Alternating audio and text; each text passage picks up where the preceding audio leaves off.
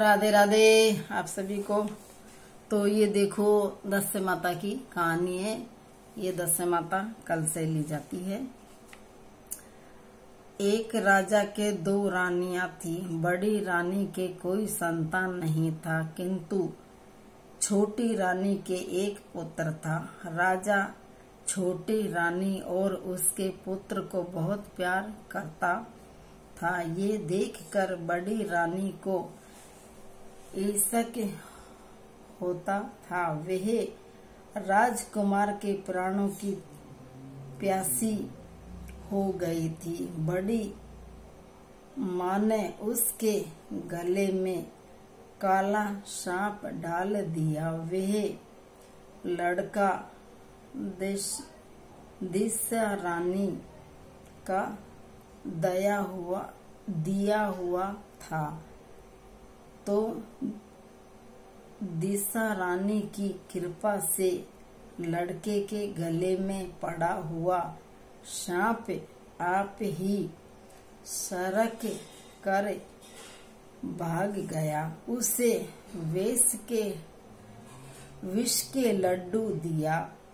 ज्यों ही खाने लगा त्यों ही दिशा रानी ने किसी दासी के वेश में प्रकट होकर लड्डू छीन लिया। बड़ी रानी ने उसे पकड़कर गहरे कुएं में डाल दिया और दिशा माता ने उसे बीच में ही रोक लिया। जब दोपहर का समय हुआ और कंवर कहीं दिखाई न दिया, तब राजा रानी को बड़ी चिंता हुई।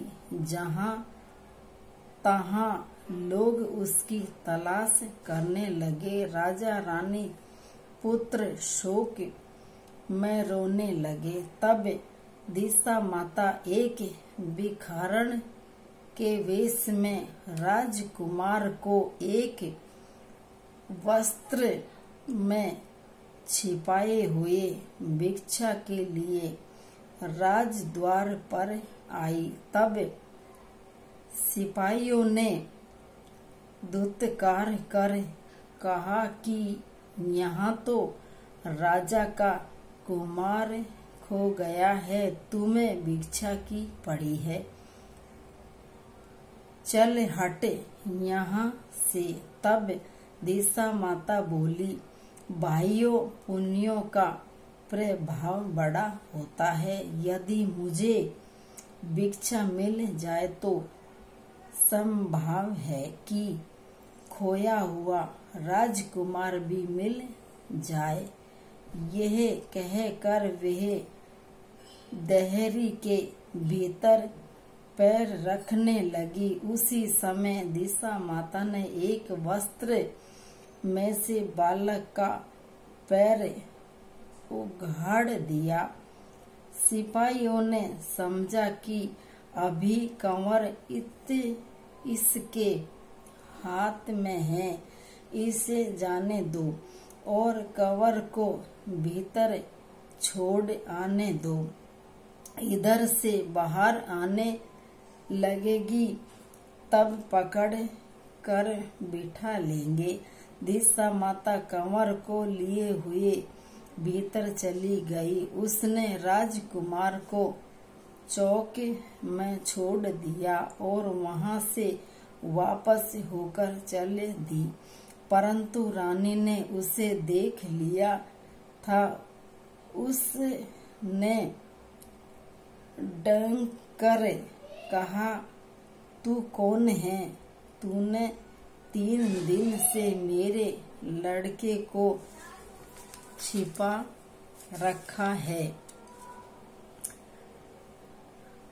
रखा तूने ऐसा क्यों किया?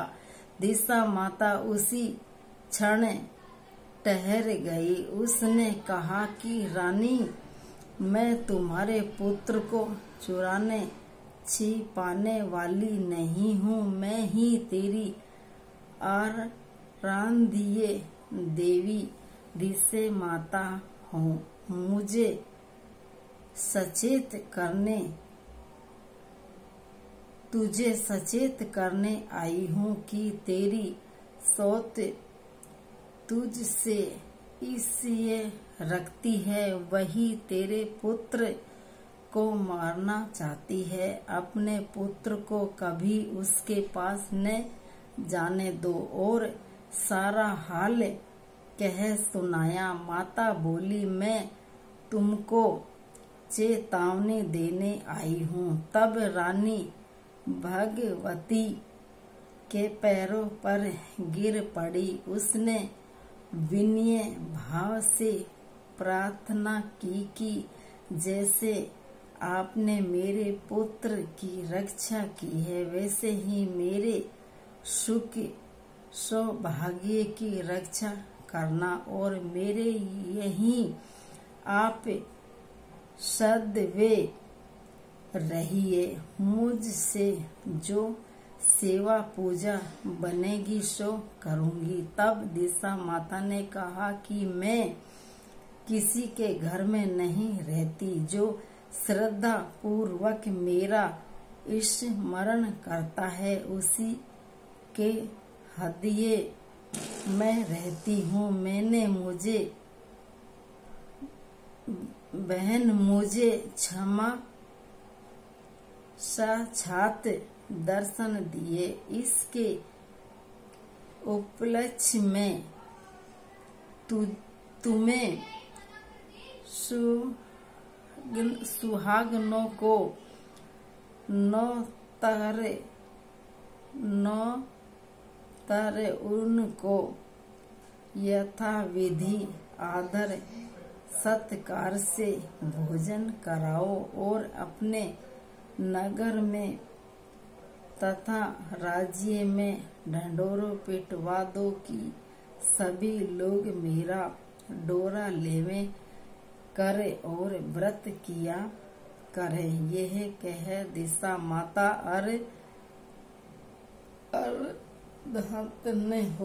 अंतर ध्यान हो गई। रानी ने शहर भर में सौभाग्यवती स्त्रियों को निमंत्रण देकर बुलाया। उबटने से लेकर शिरोभूषण